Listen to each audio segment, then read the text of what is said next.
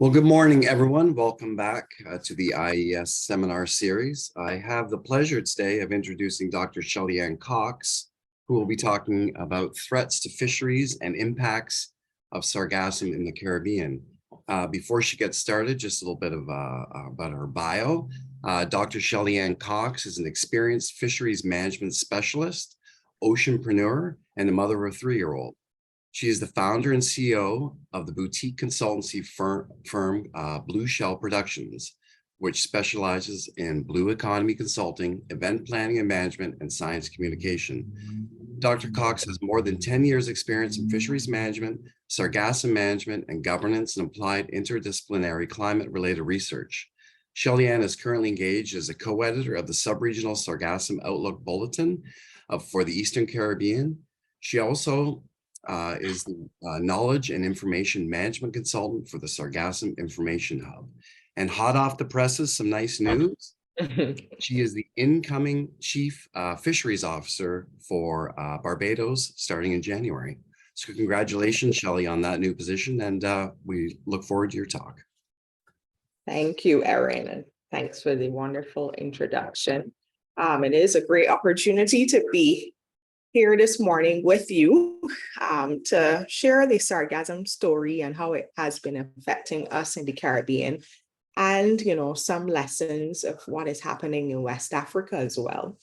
I know I'm also tasked to look at some threats to fisheries beyond just sargassum, but sargassum being a symptom of climate change, also fits into the climate stressors and those impact pathways on the sector. But before I get into the story itself, at a recent sargassum special session, I showed this 4-minute video where I worked with a poet to try to summarize the sargassum story and impactful statements on how we should see it. That's not only a hazard, but an opportunity, and the issue for viewing it, shifting mindsets, and that there are two real sides of perception for viewing sargassum. So enjoy, and it will make a lot of my background information easier.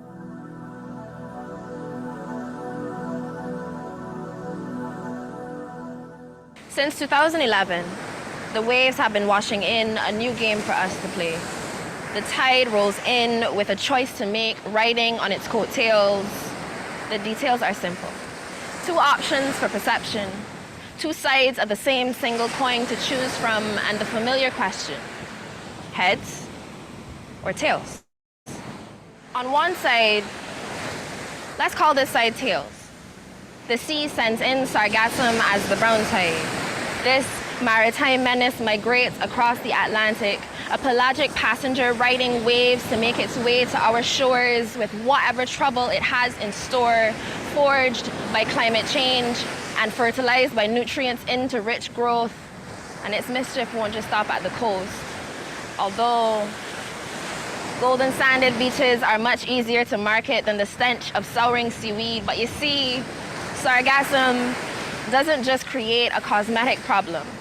In fact, following our current trend, it is a triple threat to a fragile ecosystem. How the fishermen see less and less of the fish species their local markets like the best, and the dayboat captains, whose vessels will have to circumvent the seaweed maze lest their craft fall prey to a damaged propeller or a rudder's inner workings ripped asunder. Consider those living close to the coastline, when the air around them is infused not only with brine but also with ammonia and hydrogen sulfide, whose health will suffer over time from prolonged exposure.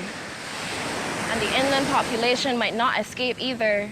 If the sweat of sargassum seeps into the groundwater, how it can become a showstopper, destabilizing a desalination plant in St. Croix to halt the production of water, or creeping into a Puerto Rican plant to cut off the power. And if we want to talk cents and dollars, instead of thinking about foreign exchange from overseas adventurers, perhaps cleanup costs are the big line items we should have more care for. The coin is up in the air. And if tails isn't sounding so good, then have no fear. Because there's another side for you to mull over. One where trash could turn itself into treasure, where filth can be made into fuel or fertilizer, where masses of sargassum can be made into medicines. Let's call this side heads, where a menace can be made a muse, instead used to inspire innovation and industry. And if you don't believe me, then I'd show you the people taking advantage of the nascent possibilities, the ingenious making sargassum supplements to feed their livestock, or turning the tons coming piled high into building blocks. The ones trying to add their seaweed stock to sustainable markets already on the rise, like bioenergy, like biodegradables, like the types of enterprise that could take a scourge and realize that they have the power to turn the brown tide into a golden jewel. This side is daring you to overcome the difficulties, to look at the challenges and decide to wade through uncertain seas, because although it may sound better, that doesn't mean it's easy. Supply may vastly vary from one year to the next. There will be challenges to overcome, to harvest and process. Progress will require deep research and all hands on deck, because for all we know, sargassum could be Pandora's box dressed like a treasure chest.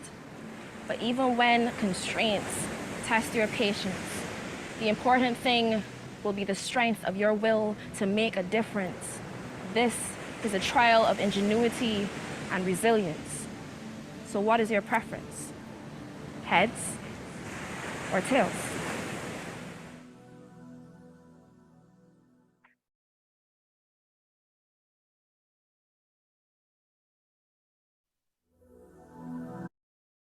So based on that, wonderful piece of poetry and how it frames the problem, and, I'll be referring to it as a triple threat, transatlantic triple threat. Of course, there's a positive and negative side of that.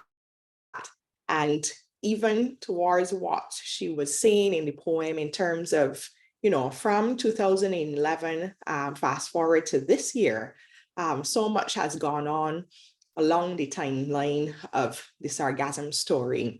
From the initial shock back in 2011, we had no clue what species it was, scrambling for answers.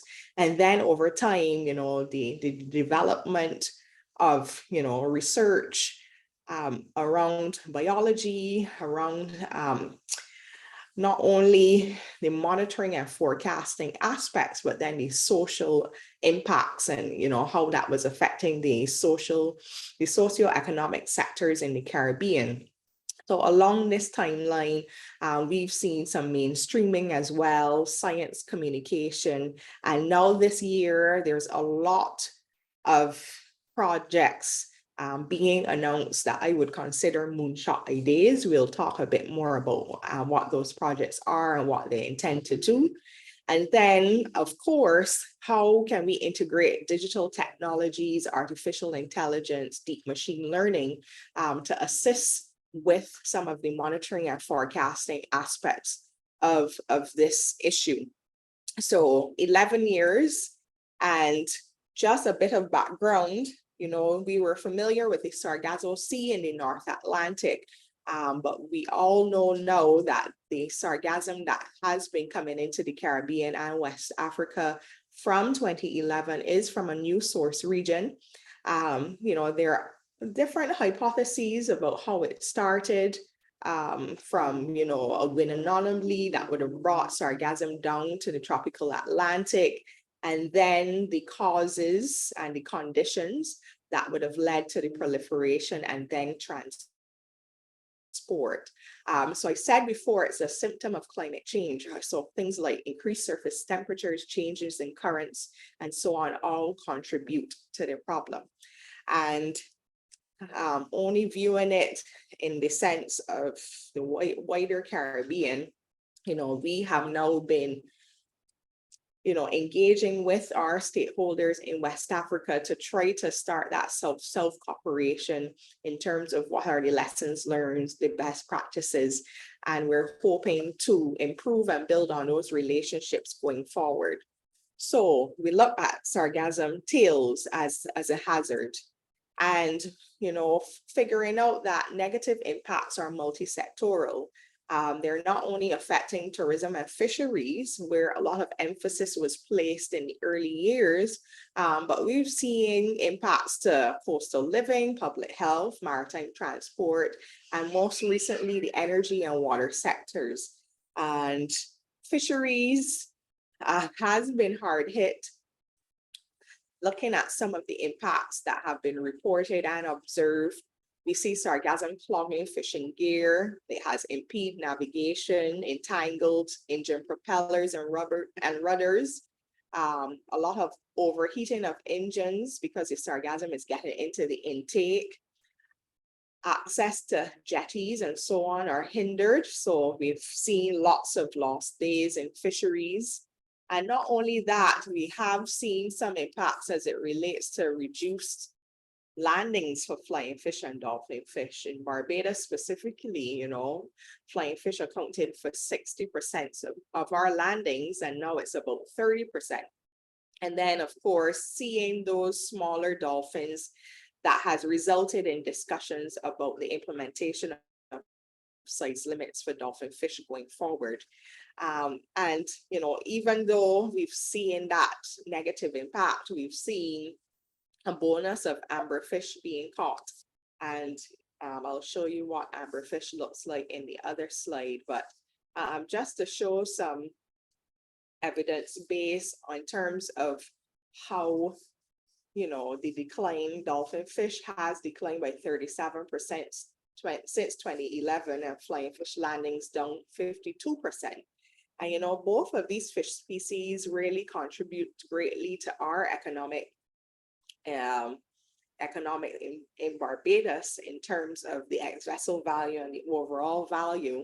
And to see a significant decrease in these landings would show you that not only our finances are being impacted, but Barbados being the land of the flying fish, and then, the flying fish on Barbados's coin, there's threats to culture, diversity, and national heritage. So something like sargassum can go way beyond just, socioeconomic impacts, but the culture, where people form their national identity. So we've been seeing amberfish, which is locally called amberfish, but the common name is almacojax. And these have been in a lot of abundance since sargassum. So we're now seeing a fishery being created around amberfish. And fishermen have reported seeing, smaller lobsters and other fish species with sargassum. So, it depends on which fisherman you talk to. One might say, sargassum is a curse. The other might say it's a blessing.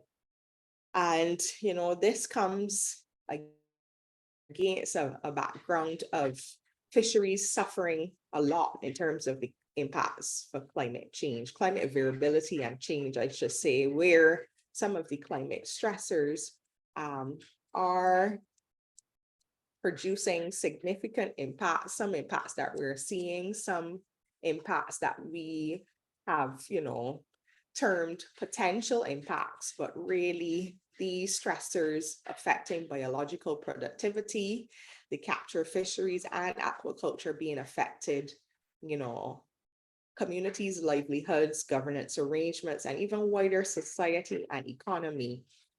There are potential impacts along these pathways. And just to give a brief overview of what some of these impacts are, we've seen some disruption of marine food webs, damage to critical habitats, as I was saying, reduced growth and productivity of fish stocks, reef fish, for instance, lots of decline in reef fisheries, but of recent reports, we're seeing things like blue marlin being, in quite low abundances across the wider Caribbean region. And, we've observed a lot of fish kills, of course, from low oxygen. Capture fisheries, as I would have said before, lower yields, changes in species caught, The reduced safety at sea as well from some of these sea conditions that we're experiencing, increased travel time, reduced days at sea, greater operational cost. And even with aquaculture, we're seeing a lot of increase in disease incidences, reduced freshwater supply, again, increased operational cost, impacting on, some of the smaller aquaculture operations that are in the region. Loss of income, reduced well-being, reduced health and safety as well. All of these potential impacts, and I can't say all are potential because we're seeing some of them right now, but importantly, threat to cultural identity. And when we come to speak towards things like governance, for instance, we foresee that there might be changes to appropriate geographical scales for governance, especially looking at potential impacts like stocks, going further north, and knowing that a lot of our stocks are transboundary, we may have to develop bilateral and multilateral agreements to manage stocks that are migratory. Increase importance of utilizing fisher folk and scientific knowledge and integrating that in terms of, proper information leading to adaptation options, and the increased need for the ecosystem-based management approach. Then when we view wider society and economy, we envisage that there may be increased poverty, reliance on social protection, reduced food security and nutrition, disruption of fish supply value chains. Well, we kind of started to see that in COVID itself, but lots of adaptation and mitigation costs as a result. Sargassum has now entered the space against all of these other potential impacts. And even considering that fisheries is a climate sensitive sector, we can't operate in isolation. Lots of the interventions and solutions we have been proposing is to have intersectoral collaboration. So then how is sargassum really impacting on the tourism sector, for example? And we've seen some huge impacts that led to Sir Hilary Beckles, the Vice Chancellor of the university, describing sargassum as the greatest single threat to the Caribbean's tourism industry. Lots of reports of booking cancellations. You would see the media, stinky seaweed, lots of negative press, when tourists see this, and sometimes they, think that sargassum is around the entire island and not just a few bays. So they might see that and they may cancel their bookings based on the information that they received.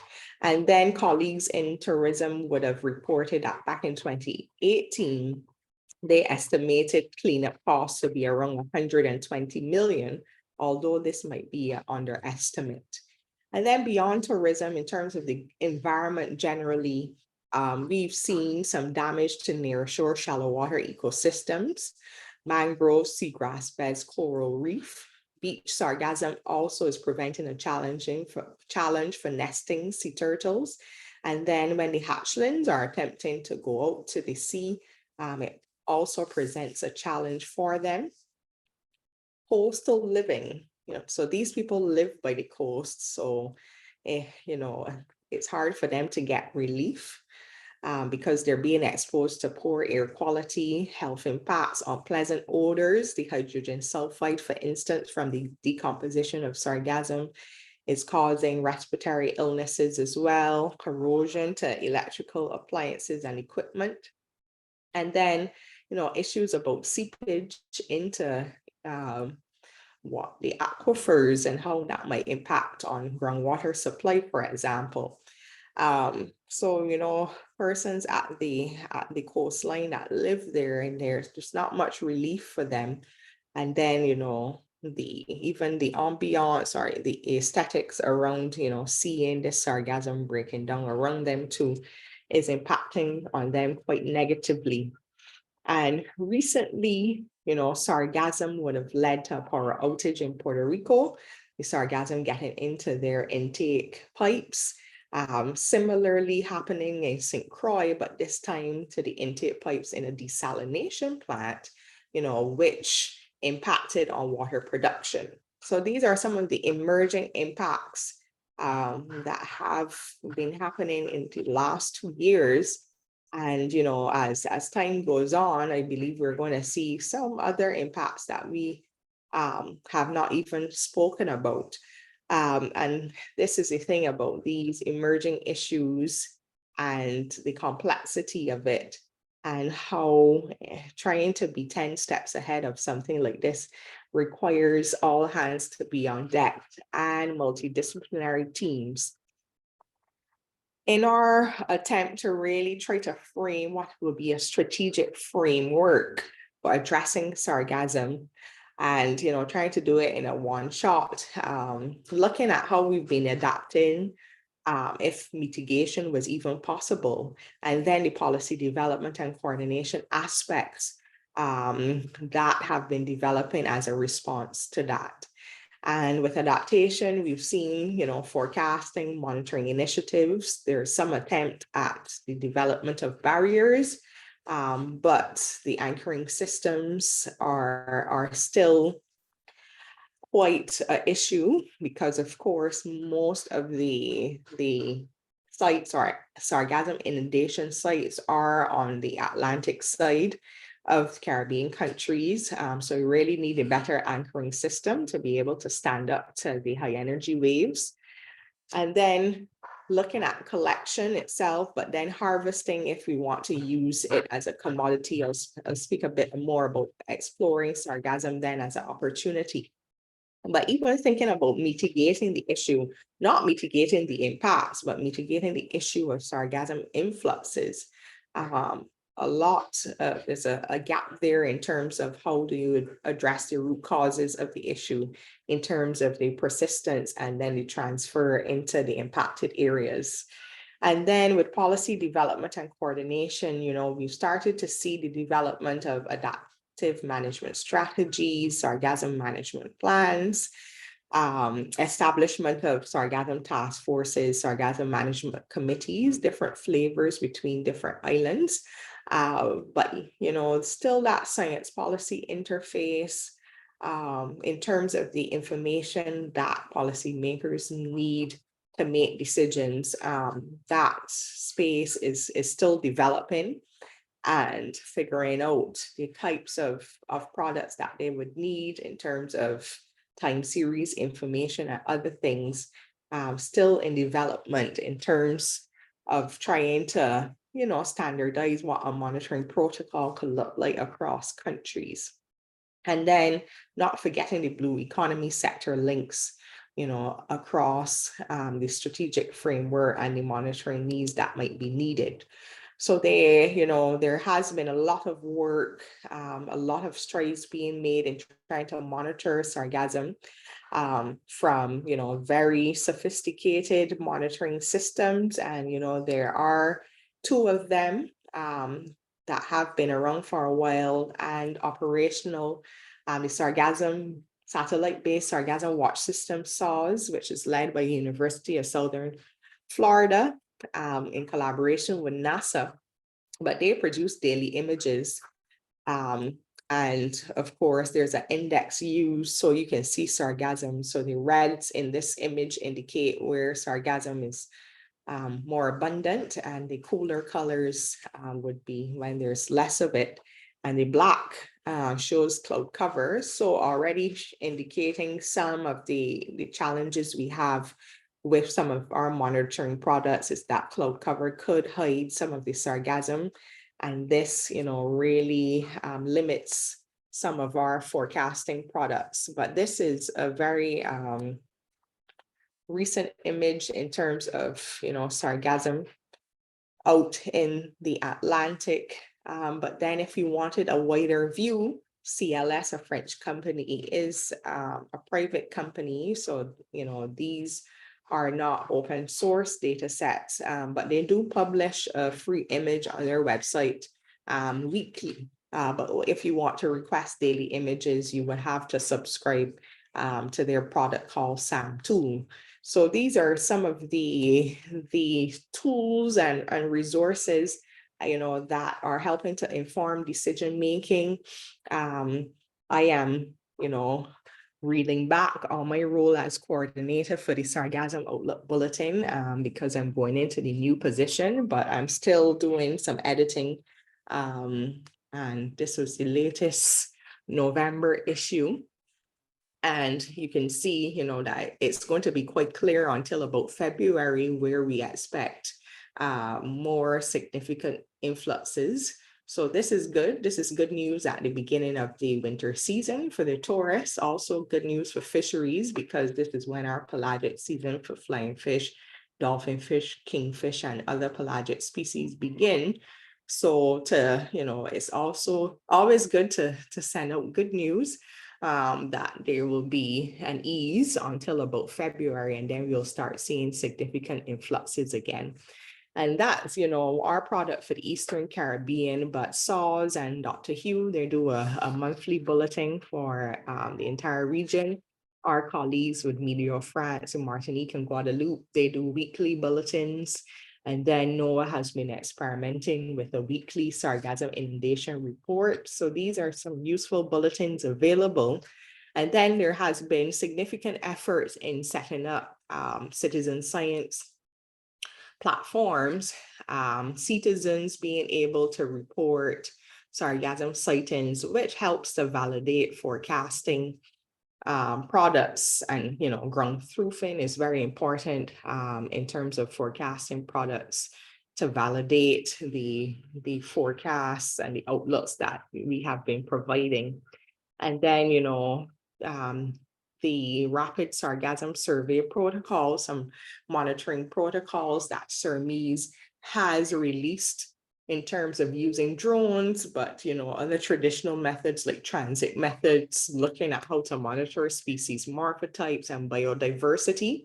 So it was hoped though that this could lead to kind of standardized monitoring across Eastern Caribbean countries and maybe further. So there could be comparative analysis, but really that at the regional level, when we need to justify being able to get resources to address sargassum, that we will have the evidence base there. And then there are lots of tools and platforms. I'm working on the Sargassum Information Hub, for instance, as the clearinghouse of information relating to pelagic sargassum. So lots of information there around management, governance, what's the latest events relating to sargassum for those interested in attending webinars and workshops. Even the latest news, where's the funding going, who's working on sargassum, the projects that are going on.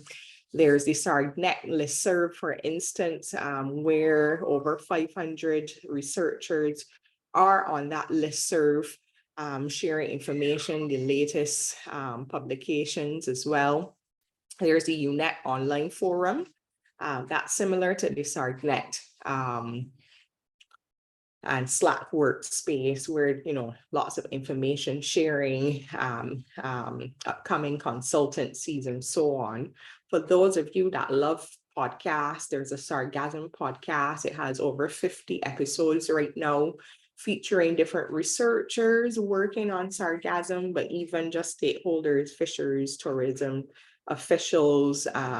They have been interviewing lots of people working in this space, in the wider Caribbean, not just Eastern Caribbean. And then, lots of upcoming webinars, symposia, workshops. And then very resourceful tool is the Sargassum repository. I'll show you the link soon, but all of these products that have tried to, summarize the issue and provide information in terms of the responses and the do's and don'ts of how to clean sargassum. And then, other useful tools. I led the development of the sargassum white paper in 2021 for the UNEP Caribbean Environment Program, and all of the summary briefs that we had to provide, including the foresight brief. But lots of good information here to help persons when they would need to speak more on the issue, but also to look at solutions and interventions. And the reference repository, I believe it has more than 500 journal articles, but they also compile newspaper articles, gray literature as well into this repository. And there are, several reference tags as well. So you can do, significant searches if you're a researcher, but somebody just interested in finding out more. This is also a resource that's available. But now looking at, heads and, shifting mindsets to view sargassum as an opportunity. We have seen, sargassum as, stinky seaweed, but trying to view sargassum now as the influxes as sargassum-kissed shores, being a catalyst for innovation.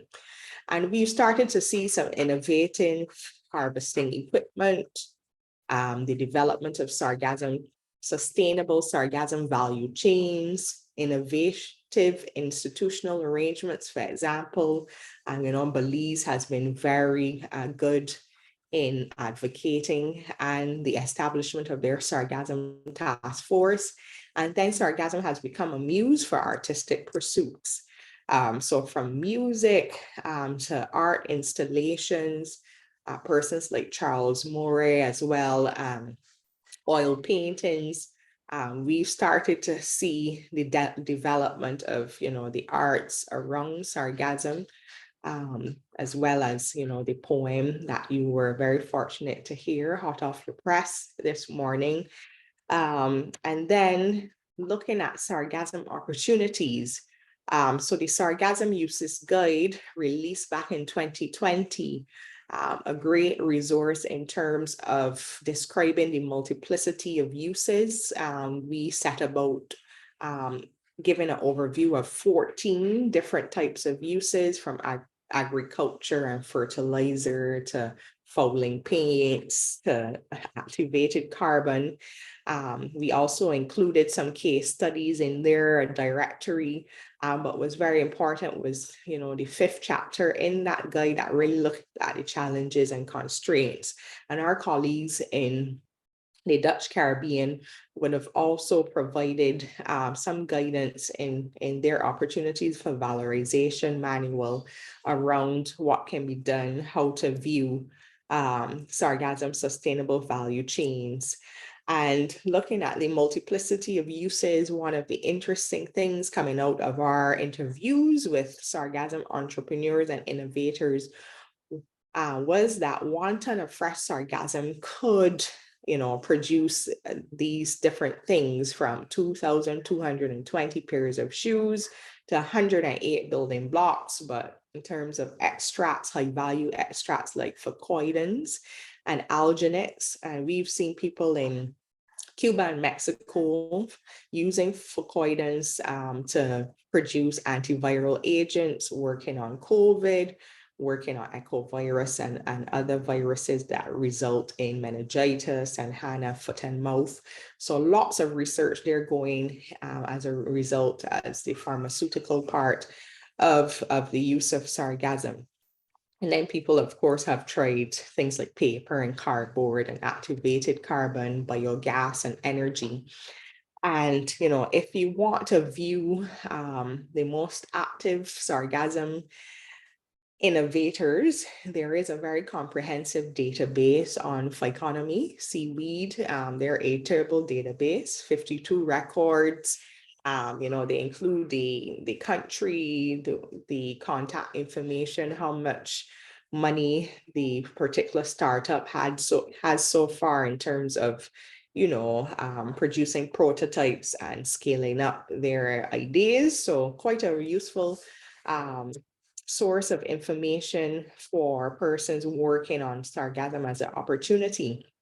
And then we would have proposed this as one of the generic frames for viewing sargassum along the value chain, where we found that a lot of people were thinking about exploring that opportunity, but we're not necessarily thinking about all of the resources and logistics that would be needed at every level of the value chain and the cross-cutting activities as well. So proposing this as a lens that we should be looking at very seriously if we're thinking about, producing sargassum products and services, and then making sure that these products meet standards. We know the issues of the heavy metals that sargassum has based on chemical composition tests, and making sure that arsenic and other heavy metals are not being found in the final products specifically.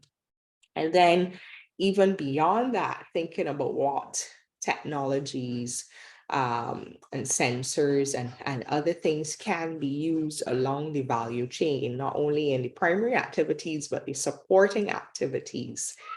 And, just to show you, there are some persons like Talasso Ocean working on a prototype for, a autonomous sargassum harvester, an electric one, and then the use of underwater robots and aerial drones as well in monitoring. We've seen the use of X-ray spectrometer to do in situ arsenic measurements in storage sites in Martinique, for example, and monitoring of air quality with the CareNet sensors. We've seen them, integrating renewable energy systems there. A UV startup kickoff from University in Cave Hill, rum and sargassum, looking at of using sargassum, rum wastewater, as well as black belly sheep manure to form compressed natural gas, and SMS solar process with their very sophisticated process.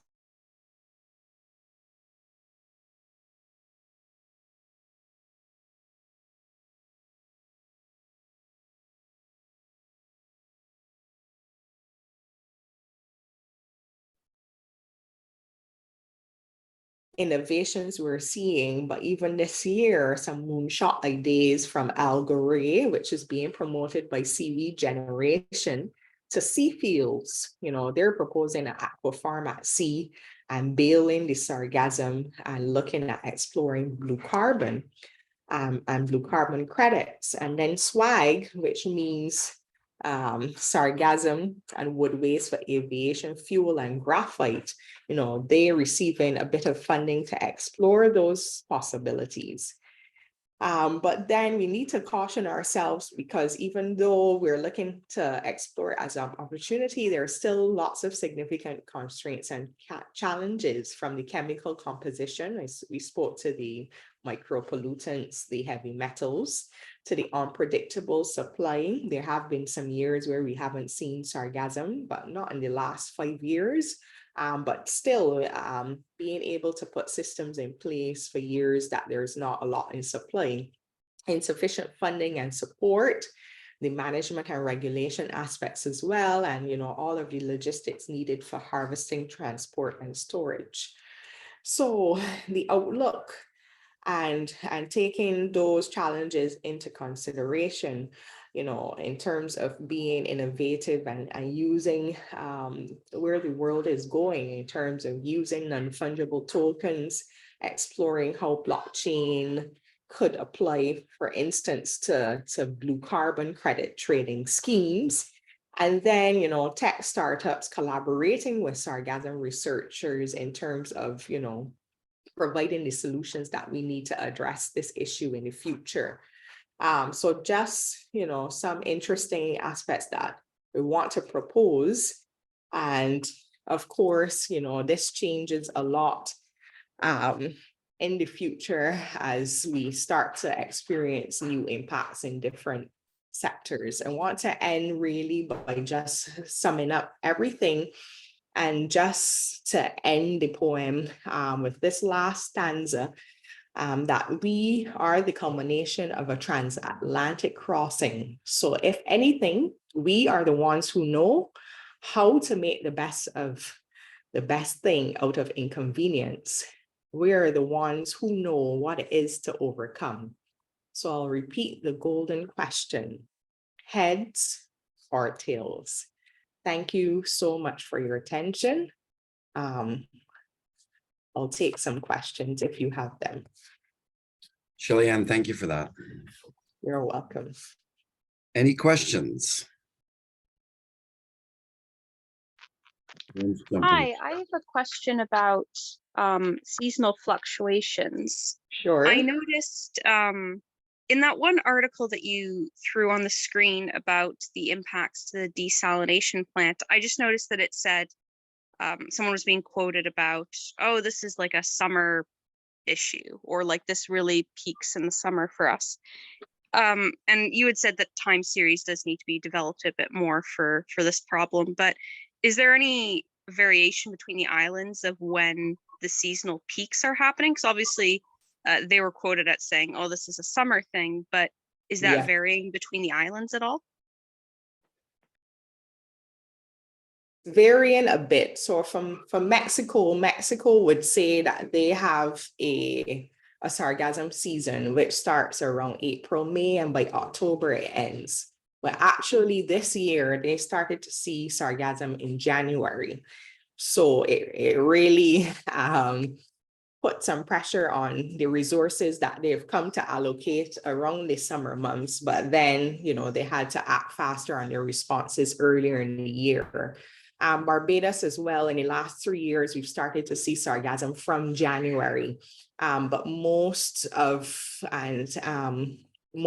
the Eastern Caribbean countries and even Western Caribbean have seen sargassum just about April, May, and by October, November, it would have eased. But in the last few years, especially the last two, persons are seeing from January. And then this year, Panama saw significant influxes. They would have gotten, just a little bit, but Panama actually had significant influxes this year. So really a good question in terms of the seasonality, but we're really seeing that, everything that we thought we knew about sargassum, and then, trying within governments to allocate resources, there still needs to be some flexibility, because from year to year, things could change, and things could change pretty quickly as well. Great, thank you. You're welcome.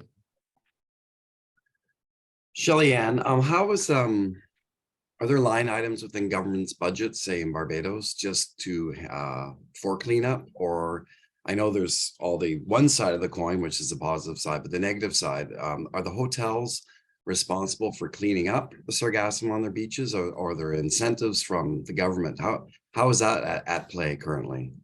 Yeah, so actually it's only Belize where the government has actually given some assistance, where the 9% tax that they pay, the government of Belize said you only pay 7%, and the 2% that you would usually pay to the government, you allocate that to clean up cost. But in other countries, hotels, of course, are stakeholders, and they show ownership by cleaning because it's the beach that's in front of their hotel.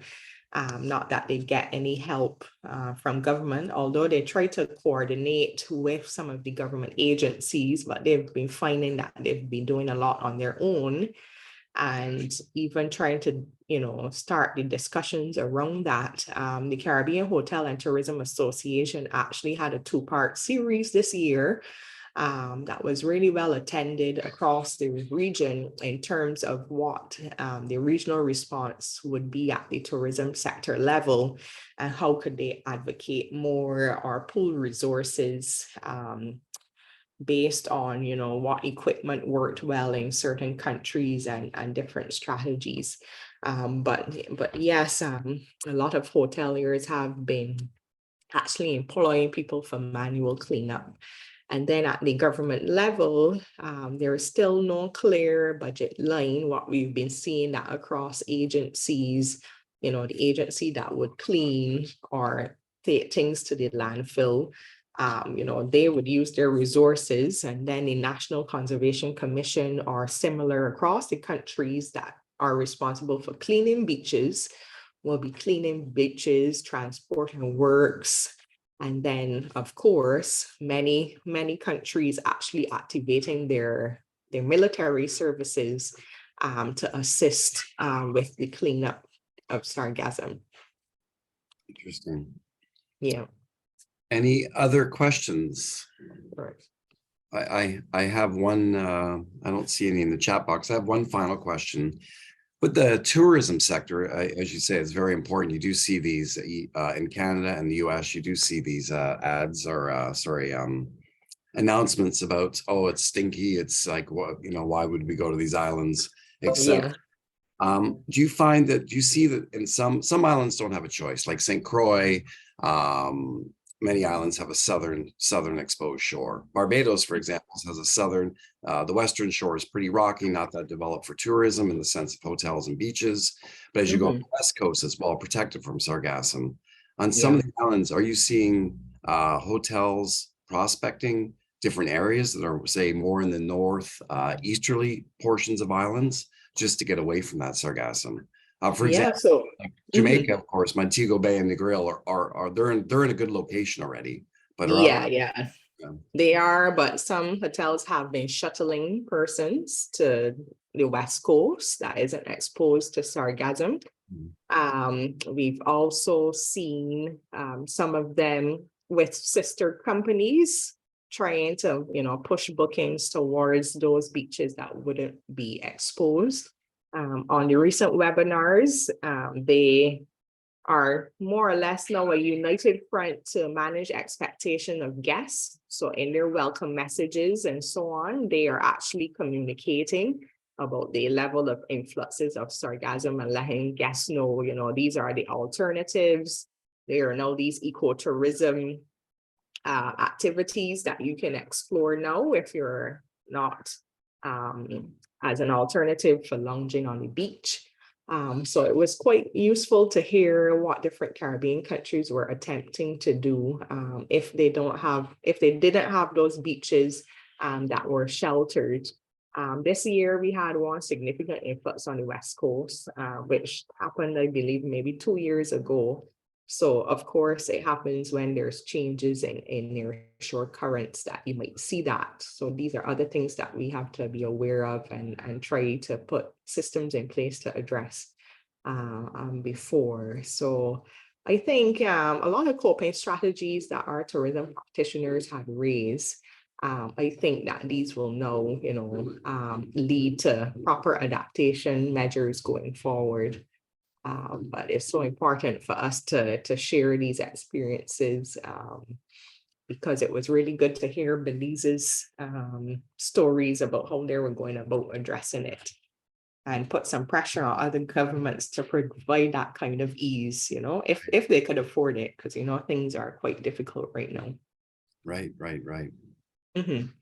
Well, thank you, Shelly. I think for everyone who's still online, Shelly has put a link in the chat box for a Dropbox where you can access her presentation. Thank you for that, Shelly. You're welcome. So just in closing, thank you. For everyone still online, next week is the last presentation by Roxanne Stennett-Brown. She will be talking about predicting trends in climate change in the Caribbean. So I hope to see everyone next week and enjoy the rest of your week. Thank you so much. Thank you. Thanks, Shelly-Ann. Very interesting. Bye-bye. Thank you. Thanks, Shelly. Thanks, Emily. Okay, thank you. Shelly, you want to stay on just for a sec? Sure, no problem.